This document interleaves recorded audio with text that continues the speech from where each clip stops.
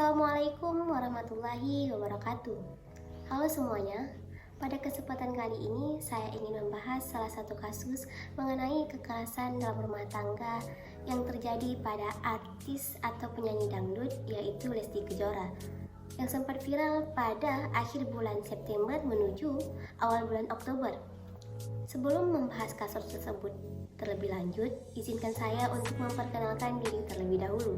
Saya Khairatul Ulia, mahasiswi dari Universitas Aulia Tama Aceh, dari Fakultas Keguruan Ilmu Pendidikan, Prodi Pendidikan Pancasila dan Kewarganegaraan semester 1. Video ini saya buat untuk menyelesaikan tugas final dari mata kuliah pengantar Tata Hukum Indonesia dengan dosen pengampu yaitu Ibu Asih Winarti MPD. Tentang kasus kekerasan dalam rumah tangga itu sangat banyak yang dia temukan di Indonesia, dan di Indonesia sendiri sudah ada pasal atau dasar hukum yang mengatakan tentang kekerasan dalam rumah tangga yang tercantum dalam Undang-Undang NKRI nomor 23 tahun 2004 mengenai penghapusan kekerasan dalam rumah tangga.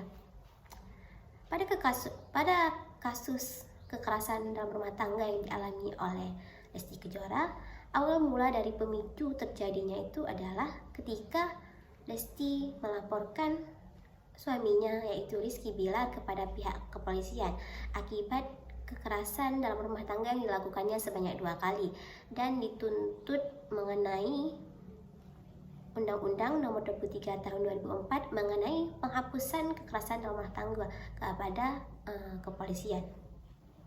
Kronologi pertamanya yaitu pada mulanya Lesti Kejora sudah mengetahui bahwasanya suaminya melakukan perselingkuhan, dan pertengkaran pertama yang dialaminya yaitu pada pukul 1.59 tanggal 28 September 2022 dini hari.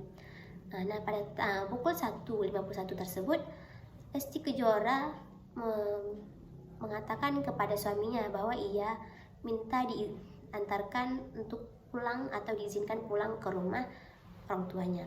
Lalu pada saat mengetahui hal tersebut, Rizky Bilar memuncakkan emosinya dan ia marah karena istrinya meminta dipulangkan ke rumah orang tuanya. Lalu ia menarik tangan Lesti dan mencoba mendorongnya sehingga ia terbanting ke lantai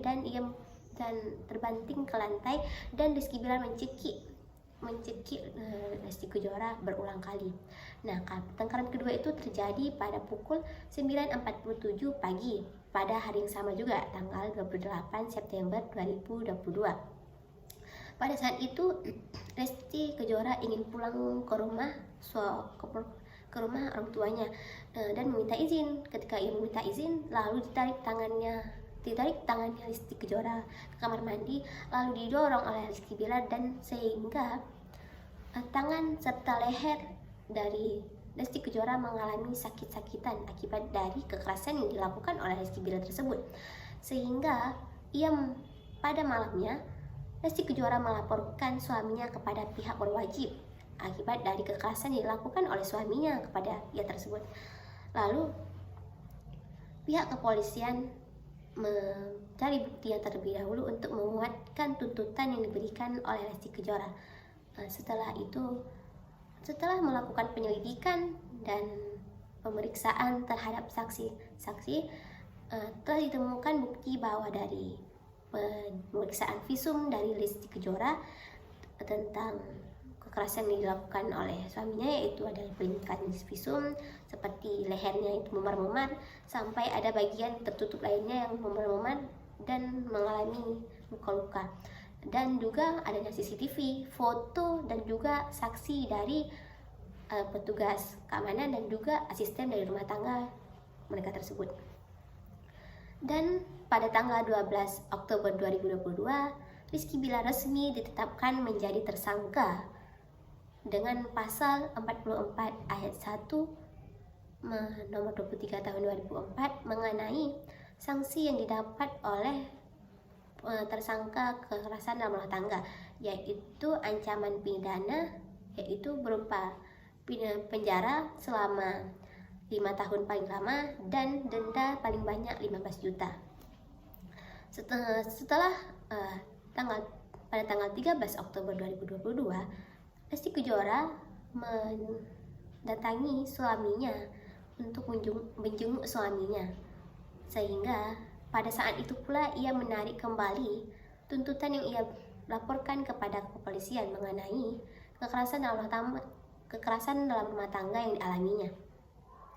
Lalu setelah ia mencabut tuntutan tersebut dengan alasan demi anaknya, dan Rizky Bilar merupakan suaminya dan ayah dari anaknya, sehingga ia sudah memaafkan perbuatan suaminya dan pihak dari keluarganya juga sudah memaafkan perilaku yang dilakukan oleh suaminya, dengan berharap di kemudian hari ia tidak mengulanginya lagi dan ia lebih menjaga Lesti dan juga anak mereka berdua.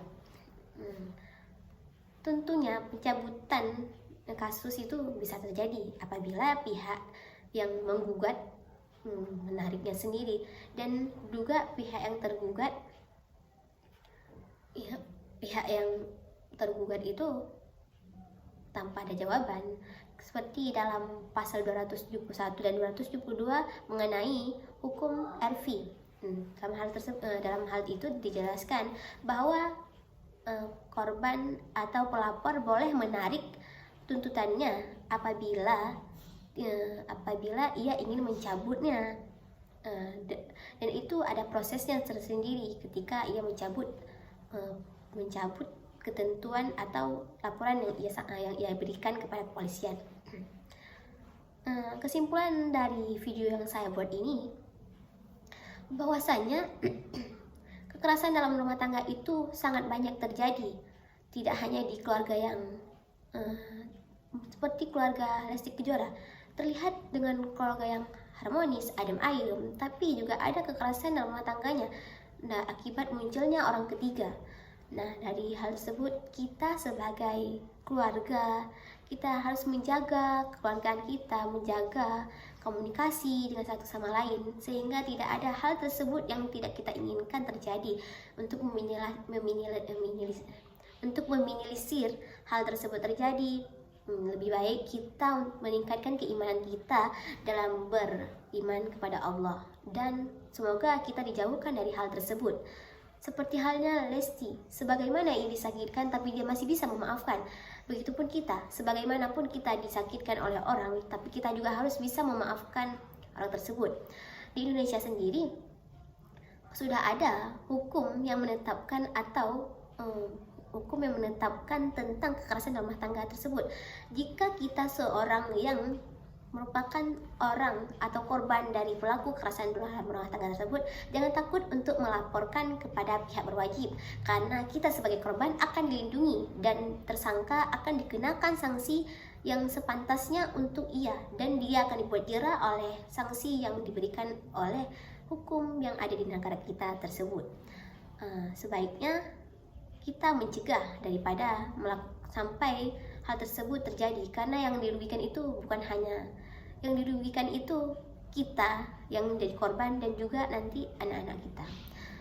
Sebelum melakukan tindakan, lebih baik dipikirkan terlebih dahulu.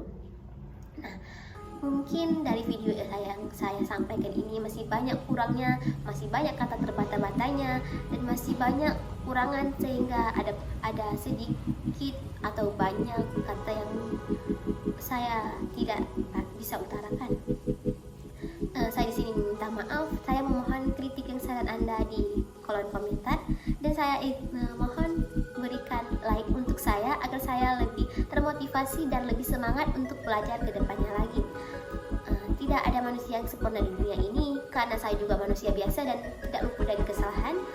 Saya akhiri video saya ini, semoga ini dapat menjadi pemahaman atau wawasan bagi Anda semua. Wabillahi taufiq wal hidayah. Assalamualaikum warahmatullahi wabarakatuh.